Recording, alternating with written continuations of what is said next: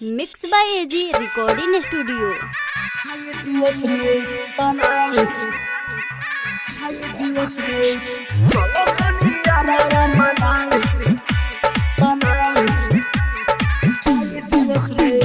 DJ Kanchan राज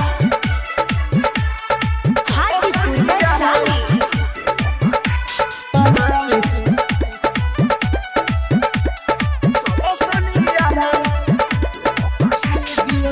दिलावा के बुझेली सो इहो रे खेलावाना जोड़ देली सोन जैसे आगी में लावाना। दिलावा के बुझेली सो इहो रे खेलावाना जोड़ देली सोन जैसे आगी में लावाना।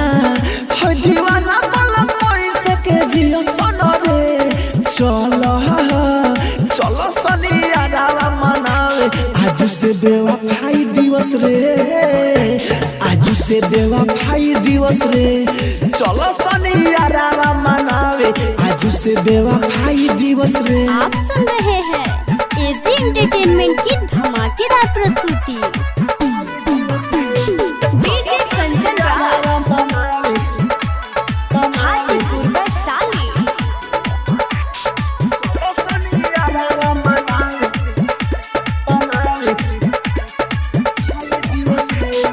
लड़का तो खाली अपन काटला सोनो सरे धोखा दे देली सो दूसरा से फसरे। धोखा दे देली सो दूसरा से फसरे रे याद आवा है। लड़का तो रोजो अपन काटला सोनो सरे धोखा दे देली सो दूसरा से फस। खाली जहर के सिलसिले के पियो सोना रे चलो चलो सैया रावा मनावे आज से बेवफाई दिवस रे, आज से बेवफाई दिवस रे। चलो सैया रावा मनावे आज से बेवफाई दिवस रे। Mix by AG recording studio.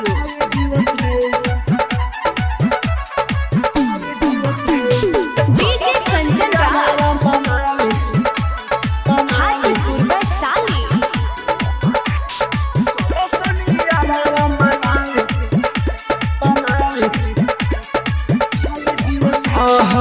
Rahu राजधानी अब चुप नहीं रही लिखिया रे दोनों सरकार से कही।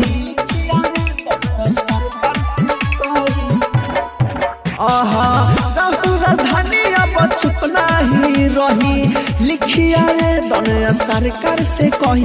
अमित आशिक न दिलाया पसिया सोनो रे चलो चलो सैया रावा मनावे आज से बेवफाई दिवस रे, आज से बेवफाई दिवस रे। चलो सैया रावा मनावे आज से बेवफाई दिवस रे। एजी रिकॉर्डिंग स्टूडियो रोशनपुर सपहा।